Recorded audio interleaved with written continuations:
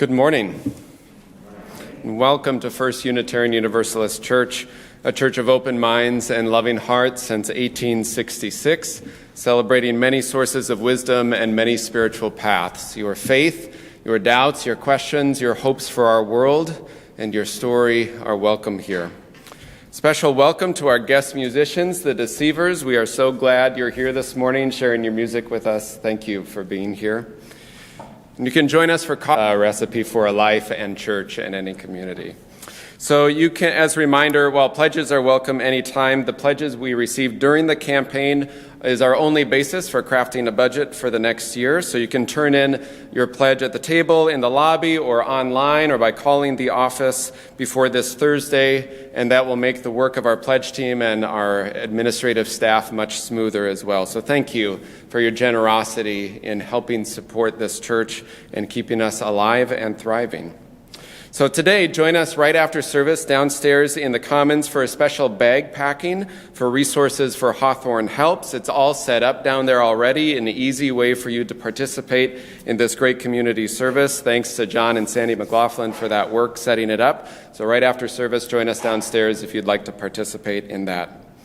We'll continue to collect financially for Hawthorne Helps, our monthly justice partner, in the coming weeks. However, today our National Association has invited us to join in a special collection through the Unitarian Universalist Service Committee, providing humanitarian aid for the people of Ukraine.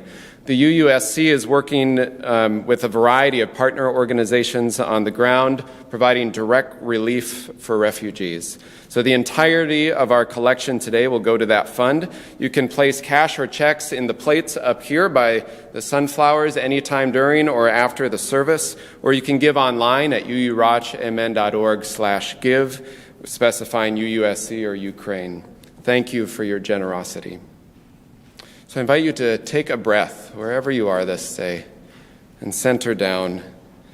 Let us enter into this time of worship with these words from our minister in the 1870s, the Reverend Eliza Tupper Wilkes. May our faith in humanity and our message of hope and good cheer light our way. It's good to be together. We'll have our opening hymn led by the Deceivers. I invite you to rise in body or spirit.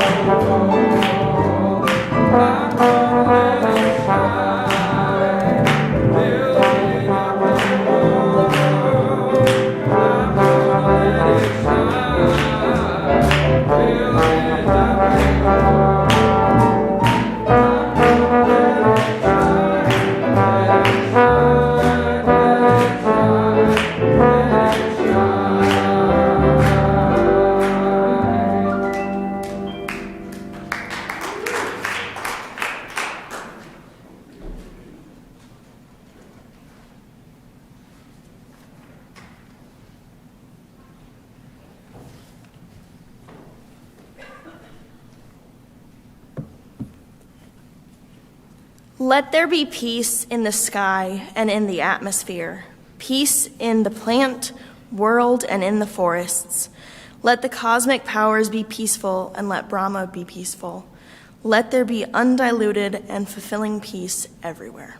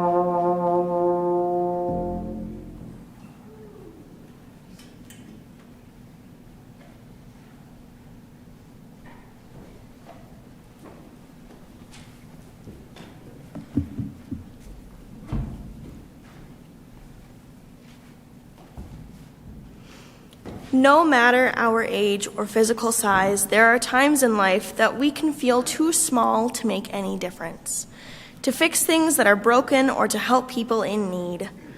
There are things we can do, though. We can start small, plant a little seed, a seed of kindness, love, or faith, and hopefully, well, I don't want to give away the ending, but here's today's story, the marvelous mustard seed.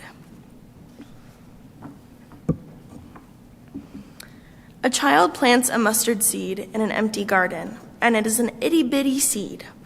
It isn't anything special, yet. Mustard seeds are so small, you have to look hard to see them. You have to look so hard to see them that you need to get really close. There's not much to be done with a single teeny-weeny seed. You can't eat it or wear it. You can't take it for a walk or cuddle with it. You can't write or blow bubbles with it. The only thing you can do is plant it in the soil. Then the rain falls and the sun shines, and things begin to happen in the earth. But no matter how hard you look or how close you get, you can't see the tiny seed. The seed is hidden down with the moles, down with the ants, down, down, down with the earthworms. And then it happens. In the place of the little bitty seed, up comes a shoot. Up comes a sprout. Up comes a bush, but it doesn't stop there. It grows and it grows and it grows. Until it becomes a humongous tree. Birds make their nests there. The neighbors exclaim, "A mustard seed! Amazing! Birds are resting there. Surprising! People enjoying its shade? Unbelievable!" Acorns grow into big oak trees. Cedars have trunks that you can't fit around your arms. Or can't fit your arms around. Mustard plants are just ordinary bushes. But not this one. This one is a mustard tree. You don't have to look hard or get really close to see it. It's right in front of you. Some people touch it to make sure it's real. Others sit under its branches. They take the pods from the tree and remove the seeds to make spices. They take the mustard leaves and the seeds to make medicine. The spices and the medicine are there for everyone. Kindness is like a mustard seed in the garden right outside our windows, growing from itsy-bitsy, teensy-weensy to colossal, from impossible to see to unable to miss. The tree is so gigantic, it's a wonder. It is not at all what we expect to find, and yet there it is, surprising us, helping us to imagine what we can be, but isn't yet. I invite the children to follow me out the door to Faith Development as the children's benediction plays.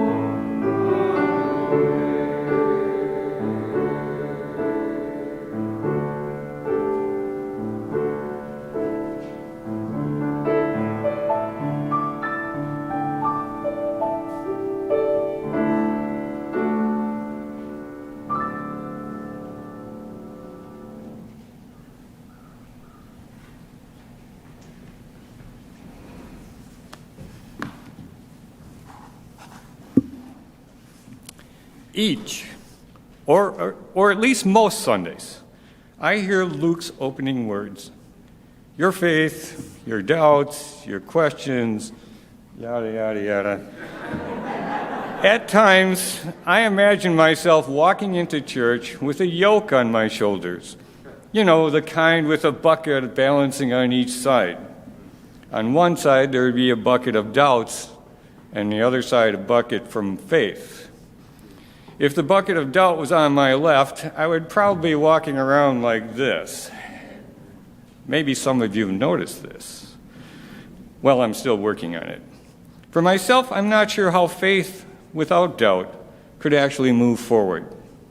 In fact, I have no doubt in my mind that faith could move forward. I guess I'd have to have some doubt. But as a UU, I don't allow my faith to be built on hone-sharp details passed on by generation after generation to keep a light shining on some ultimate truth. Faith, for me, is more likely to be constructed from principles that come from a garden variety of truth where no one variety is more beautiful than another. Reverend Victoria Saffler states, if there's no evidence that something is true, and there's no evidence it isn't, you never know. To me, faith is right relation to the unknowing and to mystery. Well, all right, how then is this type of faith renewed? As an avid cross-country skier, I occasionally have been drawn to night skiing. And no, not with candlelight or with a sun god competing LED lamp strapped to my forehead. In the dark, as in the dark. So a number of years back, and you can pick whatever number because I can account for a lot of them, I decided to go to Chester Woods for a nighttime ski.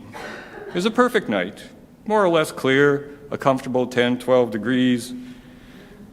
The trails overlooking the valley are wide, and with the white of the snow and ambient light in the sky overhead, visibility is quite good. So I trusted my feet to direct the skis with little or no need to actually look down. Kind of like when you're on a high ledge and people say, just don't look down. Eventually, I followed the trail down into the valley, crossed the stream, up the other side, where I encounter open grassland, and it's still easy to see. But eventually, the trail takes a turn down, back, deeper into the valley, and again, now you have woods on either side as well as overhead, and you lose a lot of your light. Then you start thinking something like, okay, I know I can do this, but of course, if you knew you could do this, then why would you have to think it? I assure myself that I have been here before and generally know the trail. No problem. But my view ahead goes something like this. Black on one side, black on the other side, and then there's this paltry gray in the middle between where there's no trees, which is obviously the trail. Navigating my way in the dark with little light from the snow, I gradually become more comfortable with the ambiguity of this whole situation. When, wham, it hits me. This must be what it's like to be a Unitarian Universalist. I'm able to make my way. I can still follow a path even without the advantage of having every detail spelled out for me. All I have to do is rely on a faith experience, using knowledge, skill, and being present and comfortable in the not knowing. Right relation. Maybe I'd even cast a few doubts along the way on purpose because what I've learned is that if you don't cast a few doubts, life will do it anyway. The Trappist monk Thomas Merton puts it this way. Paradoxically, I have found peace because I have always been dissatisfied. My moments of depression and despair turn out to be renewals, new beginnings. If I were once to settle down and be satisfied with the surface of life, with its divisions and its cliches, it would be time to call an undertaker.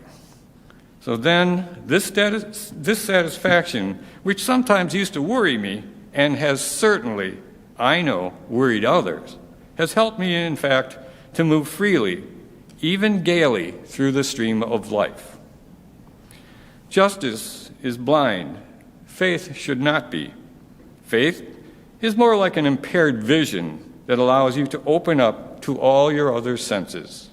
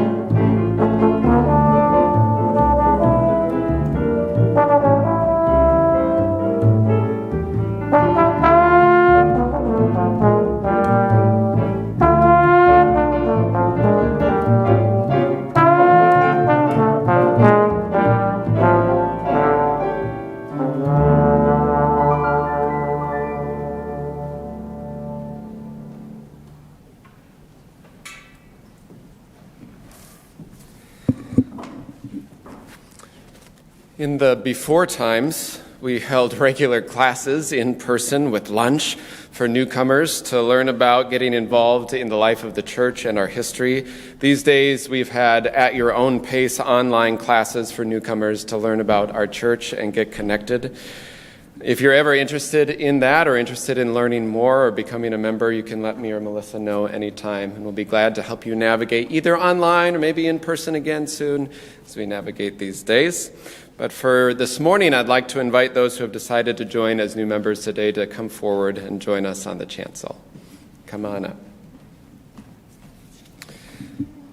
When we welcome new members, it's a seemingly simple act of putting pen to paper, saying welcome, signing a name, and yet and still something more powerful happens, and it seems it's a commitment of hearts to hearts, of joining into a community, reconsecrating our commitment as a community of who we are, what values we're called to, naming and honoring new souls among us in the larger family of all souls. So look out at these people, and online through the camera on the wall. These are your people. And together in forgiveness and grace, strength and resilience, we learn from each other, we grow, and we make here a home for all souls.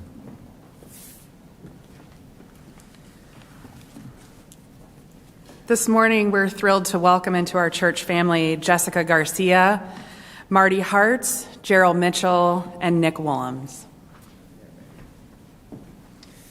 So I'm going to invite them to sign this membership book in a minute, but first I invite you to turn to the litany in your order of service. And first, the congregation. We welcome you into this congregation and into the larger circle of Unitarian Universalism. We welcome your story, your identity, and the gifts that you bring. May you find here a home for your soul and new members. We gladly join you as members of this church. We will offer our gifts as we are able to the flourishing and well-being of this community and support the values of this congregation: hospitality, compassion, spiritual growth, and justice.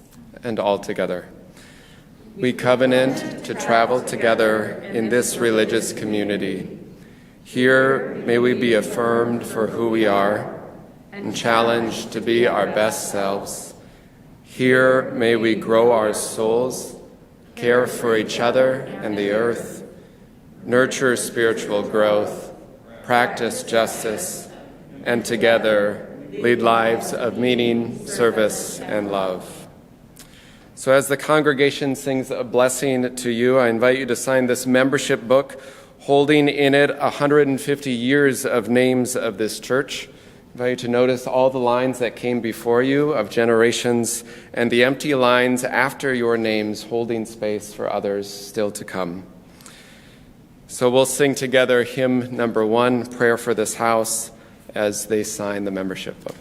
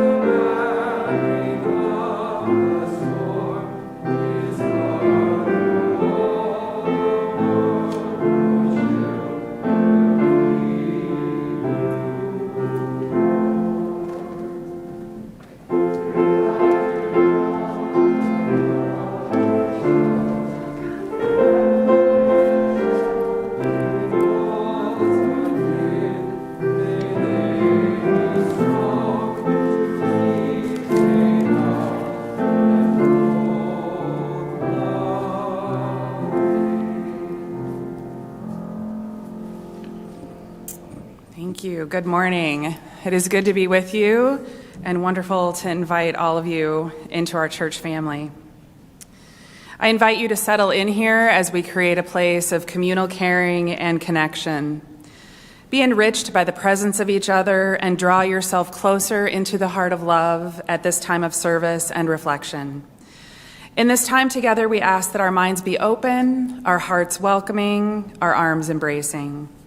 Here, we honor all who support us in this caring, loving, and all-inclusive ministry. We send gratitude to John McLaughlin, serving as our caring coordinator for the last 2 weeks, arranging care for our members and friends in need. Mary Jane McCarty and Kay Eberman will take over tomorrow for the next 2, and we thank them for that. The members of our caring committee are wonderful examples of our compassionate community, holding us up as we go through challenging and happy times. And this last year has taken a lot out of us. It has taken a lot from us. If during this time of increasing needs in our lives you are experiencing challenges, we encourage you to reach out for support and help. Many of us may need additional care, whether it be personal pastoral care or other assistance, and we encourage you to reach out to Reverend Luke or myself with that request. Today's flowers are shared by us in celebration of our new members. In this community, we share pieces of our lives with one another. We do this because all people here have value. Each person's experience matters. We lift up those who are experiencing sadness, illness, or loneliness. May the strength and love in our congregation help guide you. We revel in those who are experiencing joys in their lives. May their happiness lift us all, and may their joy filter into all around them. May all of us find love, hope, joy, and healing strength in our community. Please send well wishes and healing thoughts to Angie Joyce this morning. Last week, Angie took an unanticipated ambulance ride to the ER for some stomach pains. As she doctors to find the cause and solution, please hold her tight. And we celebrate, finally, with Daryl Waters, the homecoming from a long stretch recovering from knee surgery at Madonna Towers Rehab. He thanks all of you for your support, well wishes, cards, and calls and visits, and we hope he stays put at home for the foreseeable future. As our UUs have been doing for over 150 years, we are continuing to adjust to an ever-changing world and new ways of doing things. Through this time of adjustment, we ask for hope and patience, understanding and acceptance, and a renewed commitment of service to those in our lives, church and community. May the faith in the Spirit of life, love for the community of earth, and love for the light in each other be ours now and in all of the days to come.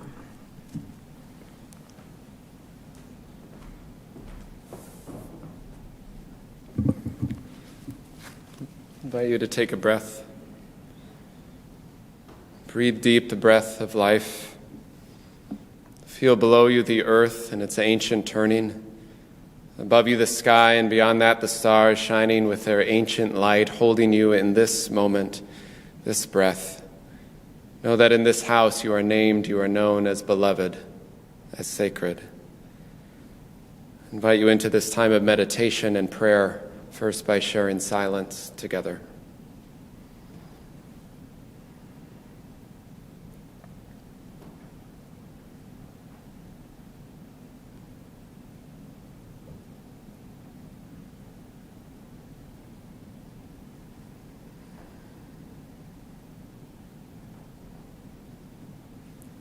Spirit of life and source of love, God of many names and beyond all naming,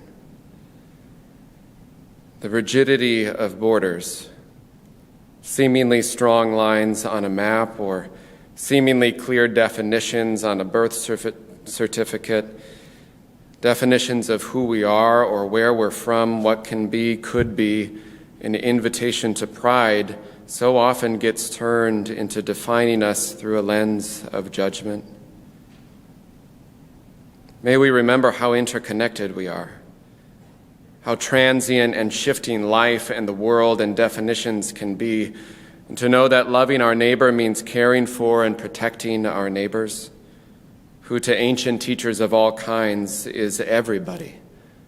Refugees crossing a line on a map, trans youth traveling the borders of gender that are arbitrary and set in place and policies by fear and ignorance.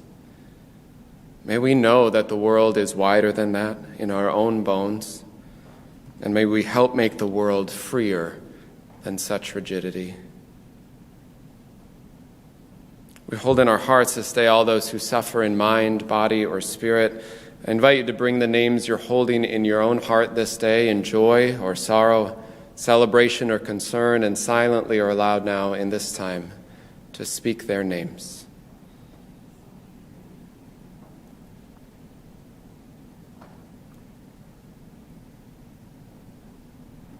For all the names spoken and unspoken, may we all be held in love. These words of meditation are an excerpt from Simon Armtaraj, Ukrainian poet and poet laureate, writing in recent days. He writes, "It's the ceasefire hour. Godspeed the columns of winter coats and fur-lined hoods, the high-wire walk over buckled bridges, managing cases and bags, balancing west and east. Godspeed. It's war again. The woman in black gives sunflower seeds to the soldier, insists his marrow will nourish the national flower. In dreams, let bullets be birds, and let bombs burst into flocks, because an air raid siren can't fully mute the cathedral bell, and let's call that hope. May it be so. Amen.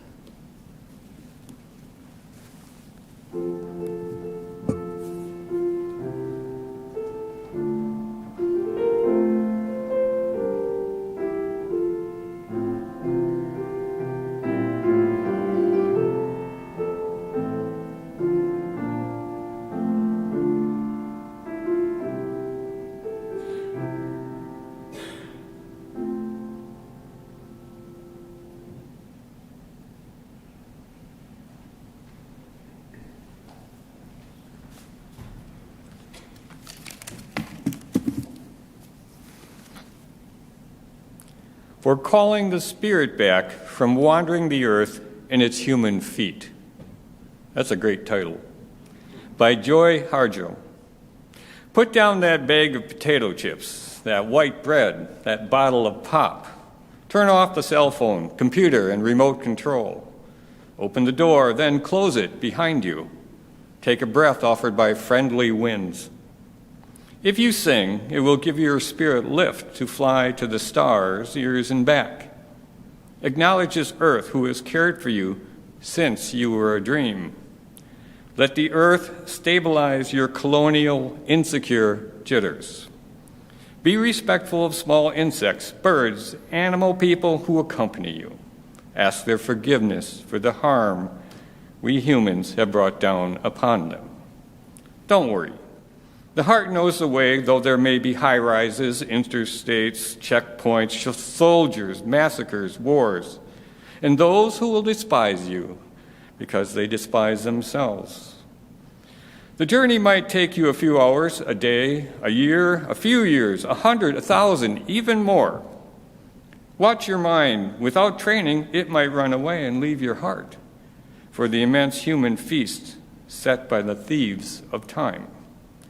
Do not hold regrets.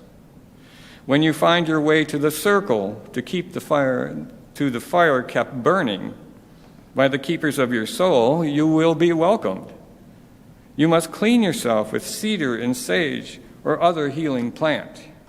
Cut the ties you have to failure and shame. Let go the pain you are holding in your mind, your shoulders, your heart, all the way to your feet. Ask for forgiveness. Call upon the help of those who love you. These helpers take many forms: animal, element, bird, angel, saint, stone, or ancestor. Call your spirit back. It may be caught in the corners, in the creases of shame, judgment. Speak to it as you would to a beloved child. Welcome your spirit back from its wandering. It may return in pieces, in tatters. Gather them together. They will be happy to be found after being lost for so long. Your spirit will need to sleep a while after it's bathed and given clean clothes. Now you can have a party. Invite everyone you know who loves and supports you. Keep room for those who have no place else to go. Make a giveaway, and remember, keep the speeches short. Then you must do this. Help the next person find their way through the dark.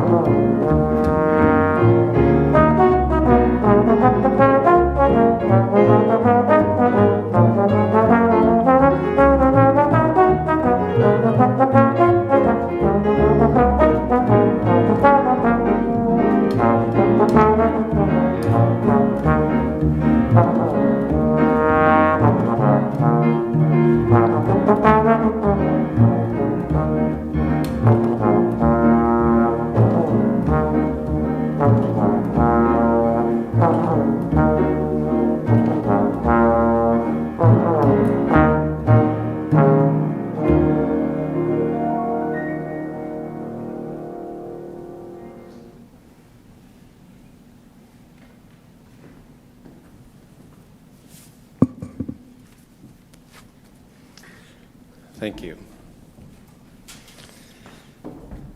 Now, I'm not much of a morning person, which I think, as I hear people say that back to me, is quite a relative term. So what I mean when I say that is I prefer the sun to wake before I do. It doesn't work out too well on a spring-forward Sunday morning, but here we are. Years ago, somewhere in a forest along the North Shore, my beloved believed in me enough that I could wake early for the sunrise. That is complete faith in something that's seemingly impossible, I think, but we did it because I was encouraged and expected to. And we wandered, staggered some a little bit out through the woods on the large, sturdy yet precarious rocks and frigid cold along the shore, and found a place to sit and waited. And I was squinting, trying to wake my eyes up, intently looking forward, expecting that it was going to be beautiful, and I was ready for it. And after waiting a bit, and a bit more, and a bit more, there it was, way over there. Clearly, I'm not much of a morning person or a compass person, because I was looking the wrong direction for the sunrise. But I did find it, eventually, in a completely different spot than I expected, a beautiful spark of fire that broke open the sky to greet the day like an invocation from the heavens in a completely different place than I anticipated. So I adjusted my senses and my orientation to hold the beauty of the morning in gratitude for not only the earth, but also for the one next to me who said, "We're doing this." "Don't worry," writes Joy Harjo, "the heart knows the way. Put down the chips and the cell phone. There will be checkpoints. It may take hours, days, years."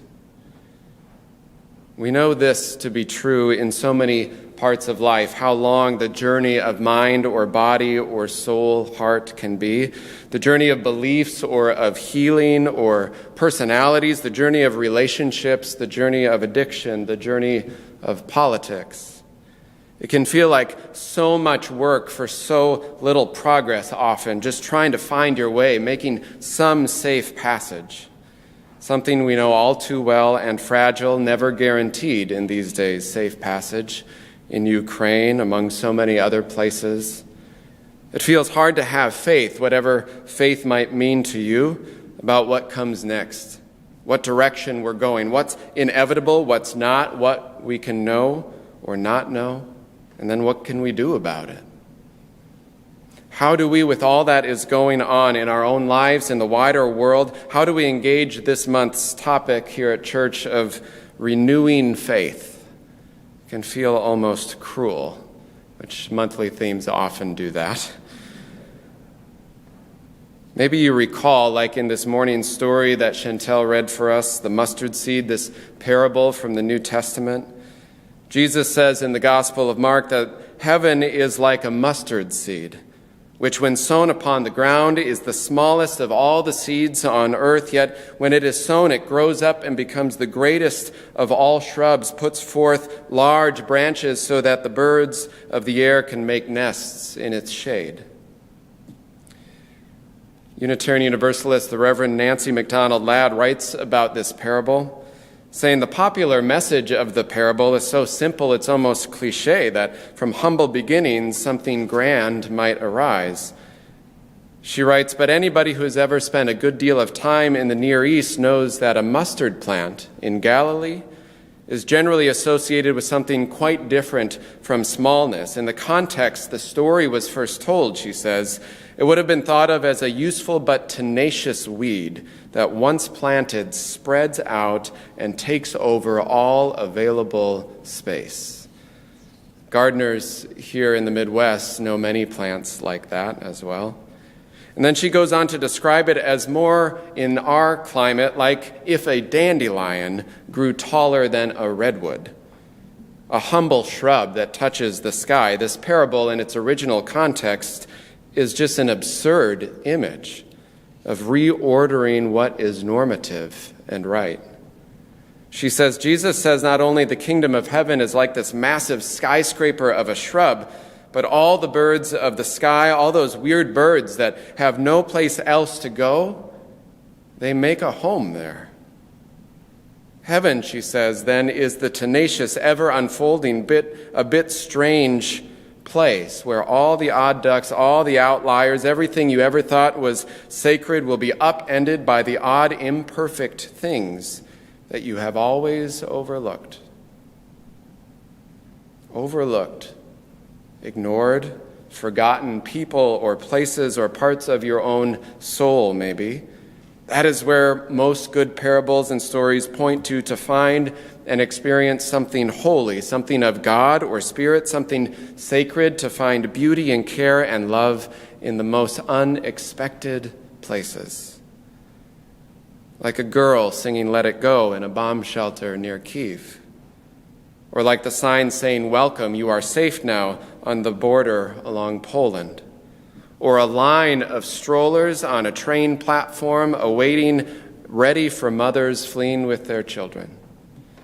These places that are blasted into suffering by modern empire and evil, they're mixed together with immense suffering and fear and heartbreak, not some false narrative that resilience is always entirely beautiful or wins the day, but maybe there is a heart-wrenching reminder there that beauty almost always has to find its way through the cracks in the most unexpected, harsh conditions imaginable.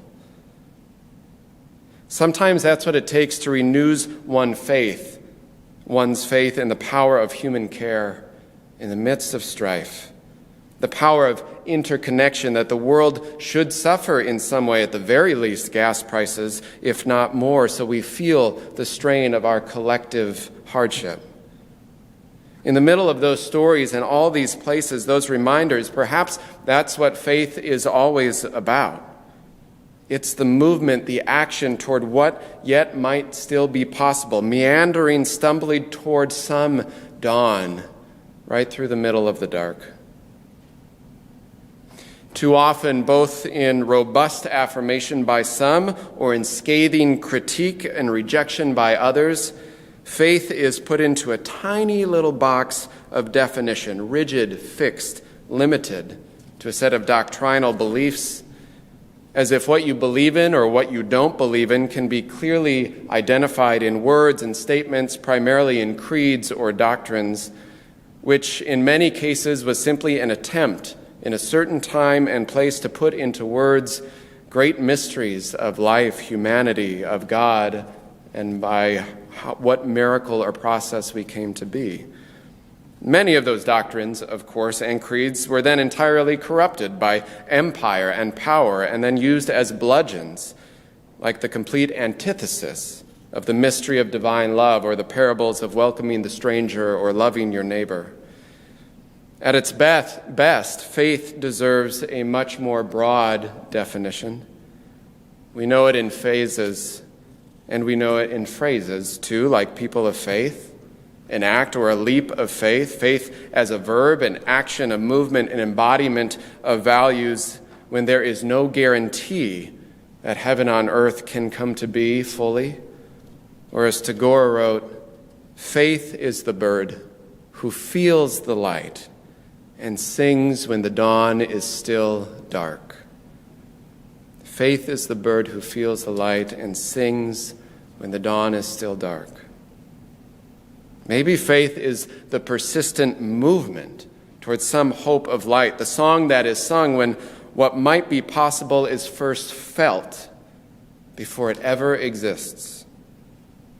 Those are the songs that have sprung up for millennia in the midst of struggle and harsh conditions, songs of some deeper hidden meaning about liberation and faith, when there was no evidence, no reason to believe that better days were to come. That's where all the spirituals come from. When the evidence is so mounted against you, your soul or our collective work for beloved community or the creation of spaces where outliers and outcasts, the marginalized, can find space and shelter and a place for home, it can be difficult to believe that one's acts of faith have much impact at all. That's where the reality of interconnection, of being a member of the family of all souls, has wisdom for us. As educator Ursula Wolf-Roca posted recently, maybe you saw this, she said it can be overwhelming to witness, experience, take in all the injustices of the moment, but the good news is that they're all connected. So if your little corner of work involves pulling at one of the threads, then you're helping to unravel the whole damn cloth. Your little corner of work, connected to all that is, whatever that corner is. I wonder if we believe and remember how connected we are, then the hardest things to have faith in, to believe deeply in, are these. One, that we can't do it all. We can't fix everything on our own. That's hard to believe. It's hard to accept. And what we do matters. It still matters. Our little corner of work. Believing in those two things at the same time is an interconnection of soul, in our limitations and in the meaning of our actions. Those are incredible beliefs that take a whole lot of faith mixed in with regular and understandable and sacred doubt. Watch your mind, Joy Harjo writes, because without training, it might run away and leave your heart. We can convince ourselves pretty easily of our insignificance. We have every reason to believe that our actions mean nothing, make little or no difference, wonder what's the point, and that's when the mind can run away from the heart. Without the training or the practice of a community or a faith or a practice of paying attention to creative resilience when all evidence makes us question it. But the poet challenges that fatalism of soul. She says, cut the ties you have to failure and shame. Let go of the pain you're holding. Ask for forgiveness. Call upon help from those who love you and call your spirit back, which will need sleep and clean clothes, she says. Keep room for those who have no place else to go. Then you must do this, she says. Help the next person find their way through the dark. Often, hope is what grows beyond our imagining of what we thought was possible. It comes to us from unexpected places where we were sure it was going to come from here, but there it is, shining out in the corner of our perspective. there's no way to be certain. There's no way to guarantee that any good will come from each little action or each little choice or each little word, but still I believe it enough that I plan to spend my days meandering my way through the dark towards some dawn wherever beauty and love choose to light up the sky. The hymn is I Know I Can. I invite you to rise in body or spirit as we sing.